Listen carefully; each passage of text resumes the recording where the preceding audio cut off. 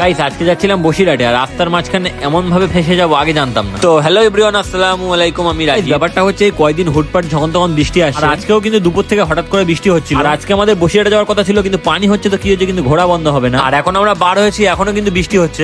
বন্ধু বাড়ির সামনে অপেক্ষা করছিল, তারপর বার হয়ে গিয়েছিলাম আমরা। আর যখন বৃষ্টি হয় তখন তো কার করে বার হতে খুবই ভালো লাগে, কারণ ওয়েদারটাও ঠান্ডা থাকে আর রাস্তাঘাট গুলো কিন্তু ভালো লাগে কেন জানি না। এই যে ঘোড়া, এটা কিন্তু খাতারনাক একটা নেশা, কারণ আমরা একদিনও বাড়িতে বসে থাকতে পারি না। তারপরে পাম্পের থেকে তেল ভরে আমরা বার হয়ে গিয়েছিলাম ওখান থেকে। আর দেখো কিছু দূর আসতেই রাস্তার মাঝখানে একটা গাছ ভেঙে পড়ে আছে, কারণ আজকে দুপুরে একটু ঝড় হয়েছিল। আমরা ওখানে কিছুক্ষণ ওয়েট করে আমরা বার হয়ে গিয়েছিলাম ওখান থেকে। তারপর আমরা চলে গেলাম বসিরহাটে একটা হেলমেটের দোকানে। পরে আমি বন্ধুর জন্য এই হেলমেটটা পছন্দ করলাম। তোমরা কমেন্ট করে জানিও হেলমেটটা কেমন লাগছে। যাই হোক, ওখান থেকে সবাই বলছিল বসিরহাটে একটা ক্যাফে যাবে, তো আমরা ওখান থেকে চলে আসলাম এই নতুন ক্যাফে। আর এই ক্যাফেটা কিন্তু বসিরহাটে নতুন হয়েছে। তোমরা যদি কেউ এখানে এসে থাকো তাহলে অবশ্যই কমেন্টস করে জানিও। আর উপরে এসে দেখলাম বৃষ্টি হওয়ার কারণে সব ভিজে আছে। তারপরে এখানে অর্ডারটা দিয়ে আমরা সবাই আড্ডা মারছিলাম। তার 20 থেকে 25 মিনিট পরে চাটা আসলো, তাও এমনকি চাটা পুরো কোল্ড ড্রিঙ্কস এর মতন ঠান্ডা। তো যাই হোক, ভিডিওটা দেখো তাহলেই বুঝতে পেরে যাবে। বলো যদি গরম হয় তাহলে কি এমন ভাবে খাওয়া যায়?